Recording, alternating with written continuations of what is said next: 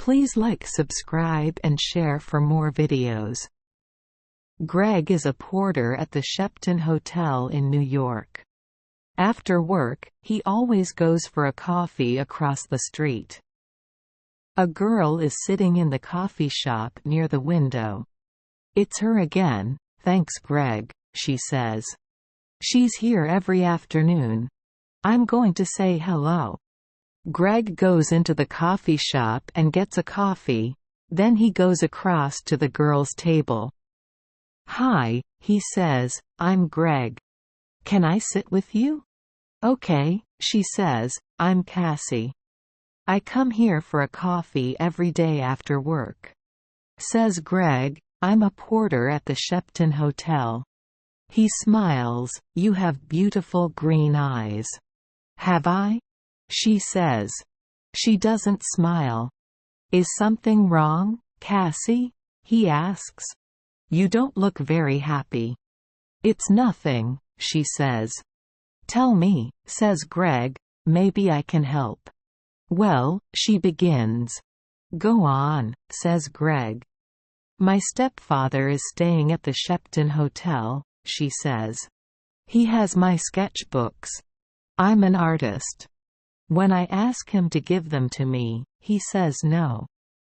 I want you to come back home to Boston, but I don't want to go back to Boston. He's not nice." "How long is he going to be at the hotel?" asks Greg.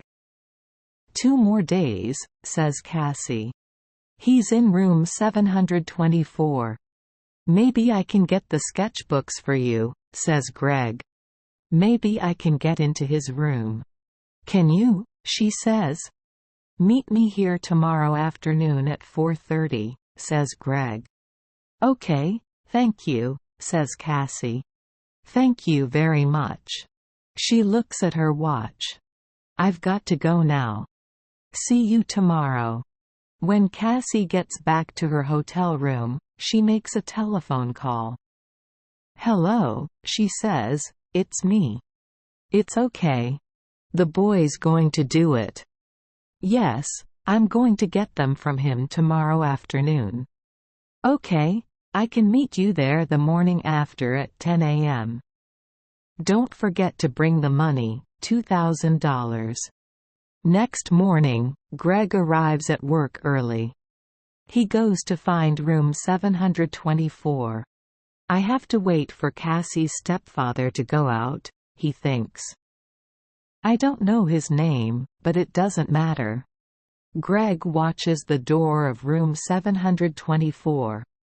He sees the girl come to clean the rooms. Some minutes later, a man comes out of room 724. "That must be Cassie's stepfather," thinks Greg. He waits for the man to leave and for the cleaning girl to go into room 724.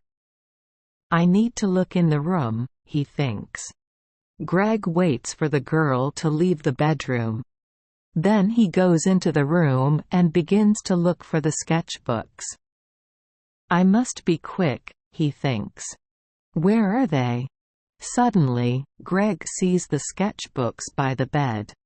"Got them," he thinks. He begins to look at the pictures. "Wow, Cassie is a great artist. These are good." Greg is leaving the room when he hears the cleaning girl call out to him. "Hey," she says, "what are you doing? Come back." Greg does not stop. Greg finishes work that afternoon and leaves the hotel through a door in the next street.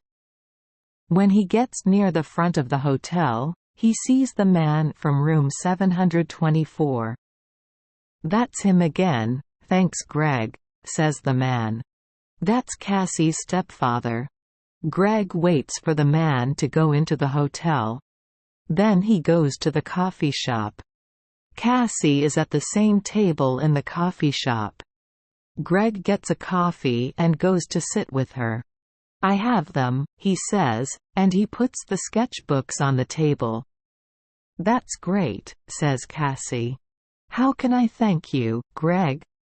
"You can meet me later," he says, after I go home and change out of my porter's uniform. "I'm sorry, Greg," says Cassie.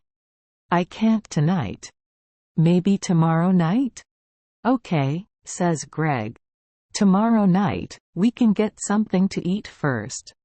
"Yes, okay," says Cassie. "I have to go now, but meet me here tomorrow evening at 6 o'clock. Cassie gets up ready to leave. "Don't forget your key," says Greg. "Oh, thanks," says Cassie. She takes it from him quickly. "See you tomorrow." Greg is finishing his coffee when he sees his friend Mike. "You're in trouble, Greg," says Mike. "Jake Russo's sketchbooks are not in his room, 724, and there are CCTV pictures of you coming from that room." "Who is Jake Russo?" asks Greg. Suddenly he's not feeling very well. "An artist," says Mike. "His pictures sell for thousands of dollars, and his sketchbooks sell for thousands too." "Do you have them?" asks Mike. "No, a girl has them," says Greg. "What girl?" asks Mike. "A girl with green eyes," says Greg, and he tells Mike about Cassie and her stepfather. "But it's not true," says Mike when Greg finishes speaking. "Jake Russo doesn't have a wife or a stepdaughter. You have to find that girl and get the sketchbooks, Greg, and you have to do it before the police find you." Greg walks home to his one-room apartment. "How am I going to find her?" he thinks. "She has Jake Russo's sketchbooks now, so she's not going to meet me again. Is she going to sell them for a lot of money?" There is a police car in the street next to Greg's apartment. "Oh no," he thinks, "they're waiting for me. I can't get into my apartment now." That night, Greg sleeps on a train in the subway. But early the next morning, "Hey, you," says a man. He's the subway cleaner. "Get up, you can't sleep here all day." "Sorry," says Greg. "People are arriving to get their trains now." One of them stops and looks at a photograph in his newspaper and then at Greg. "It's him," thinks the man. It's the young man in the newspaper photograph. The police are looking for him. Suddenly Greg sees the man looking at him and he sees his picture on the front of the man's newspaper. "I have to get out of here quickly," he thinks. The man with the newspaper finds a policeman. "It's him," he tells the policeman. The hotel porter. "Hey, you," the policeman calls to Greg. Greg doesn't stop. "I have to get out of this uniform," thinks Greg. "Maybe Mike can give me something different to wear." When he gets to Mike's apartment, Mike opens the door. "I need something to wear," Greg tells him. "I can't go back to my apartment. My picture's in the newspaper and—" "Yes, I know," says Mike. "It's okay. Come in." "Way as the girl?" asks Mike. "Do you know? What can you remember about her?" says Mike. "There must be something to help you find her." "Yes," Greg says suddenly. "Her key. A key to a room in the Dolphin Hotel. It's a small cheap hotel near 42nd Street. She must be staying there." "What's the time?" "Nearly 9 o'clock," says Mike. "Maybe she's there now," says Greg. "I have to go." "Thanks, Mike." 20 minutes later, Greg is near the Dolphin Hotel. "Am I too late?" he thinks. Suddenly Greg sees Cassie come out of the hotel. "Cassie," he calls, "wait, I have to talk to you." Cassie sees him, but she doesn't stop. There is a car waiting for her. She says something to the driver and gets into it quickly. "Oh no," says Greg. "Pier 83," says an old man in the street.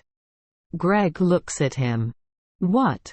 "The girl is going to hear 83, West 42nd Street for the Circle Line boat," says the old man. Greg smiles. "Thanks," he says, and he begins to run. Greg runs all the way to Pier 83. People are getting onto the boat, and he gets a ticket. On the boat, Greg looks for Cassie, but a woman with a newspaper is looking at him. It's the young man in the picture, she tells the man with her. "Call the police, Eddie." The man gets his phone and calls the police. Sometime later, Greg sees Cassie. She is talking to a man, but Greg does not see two policemen get on the boat. They quickly find Greg. "Where are Jake Russo's sketchbooks?" The first policeman asks him. "I don't have them," says Greg. "You don't want me, you want her. She has the sketchbooks." "Hey, look, he's right," says the second policeman. The two policemen move quickly to Cassie and the man. "I don't understand," says Cassie. "How? The two of you are coming with us," says one of the policemen. "You're in trouble." Later, Greg and a policeman take the sketchbooks back to the hotel. Jake Russo is very happy to see them again. "I'm sorry, Mr. Russo," says Greg, and tells him everything. "It's okay," says the artist smiling. "But stay away from girls with beautiful green eyes."